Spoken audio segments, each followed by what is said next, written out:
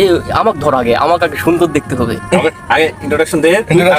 আমি কি প্রিয় ভিউয়ার্স, কলিজার বন্ধু, আমি টিএম আমিন ওরফে মূর্খ ভাই। এখন বাজে রাত 12টা, কিন্তু ইতিমধ্যে আমাদের ফ্রেন্ডস, আমার ফ্রেন্ড প্রাণ প্রিয় জিগরি দোস্তেরা এসেছে রাতের, কি বলবো এটা, রাতের 4টায় এসে আমাকে বিরক্ত করে আমাকে ফোন দিয়ে নিয়ে আসলেও তো ছাড়লো। যাই হোক, ভালো লাগলো, অনেকদিন পর দেখা সাক্ষাৎ।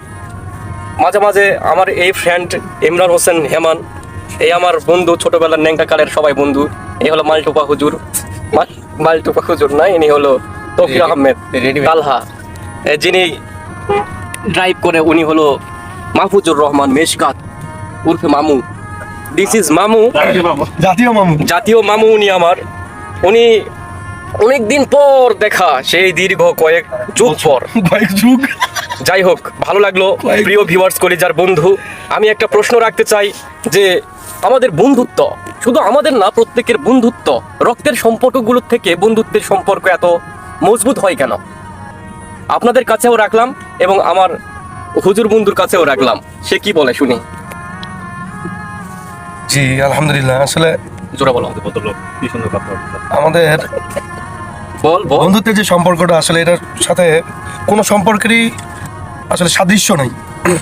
বন্ধুত্বটা এমন একটা সম্পর্ক যে যার সাথে জীবনের সমস্ত উত্থান পতনের কথা আলোচনা করা আমাদের জন্য সহজ। আমরা যে কোনো কথা নির্দ্বিধায় নিঃসংকোচে বলে ফেলতে পারি, এমন একটা জায়গা যেটা অনেক সময় ফ্যামিলিতে হয়ে ওঠে না, কিন্তু ফ্রেন্ডসদের ক্ষেত্রে কোনো বাইন্ডিংস থাকে না। এটাই হলো আসলে মজবুত হওয়ার, সম্পর্কটা মজবুত হওয়ার সবচেয়ে বড় ভিত্তি। তোর অনেক কথা বলা হয়েছে, অত বলতে বলতে তো সময় নেই, মেইন কথায় আসতে হবে। প্রিয় ভিউয়ার্স, ও পারেনি, আমি যা বলতে চাইছি আমি তাই ভেঙে দিতেছি। প্রিয় ভিউয়ার্স, বন্ধুত্বের সম্পর্ক রক্তের সম্পর্ক থেকে মজবুত হয়, কারণ এখানে কোনো স্বার্থ থাকে না।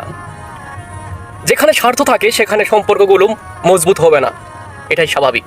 যেমন যদি দেখবেন ভাই বোনের সম্পর্কগুলা ক্রমাগতভাবে স্বার্থের জন্য কিন্তু মলিন হয়ে যায়। ভাই বোন, চাচা ইত্যাদি ইত্যাদি, যেখানে স্বার্থ আছে সেখানে মলিন হয়ে যায়। যাই হোক, ভালো থাকবেন, সুস্থ থাকবেন। আমি এবং আমাদের সকলের জন্য দোয়া রাখবেন। আল্লাহ হাফেজ, ঈদ মোবারক।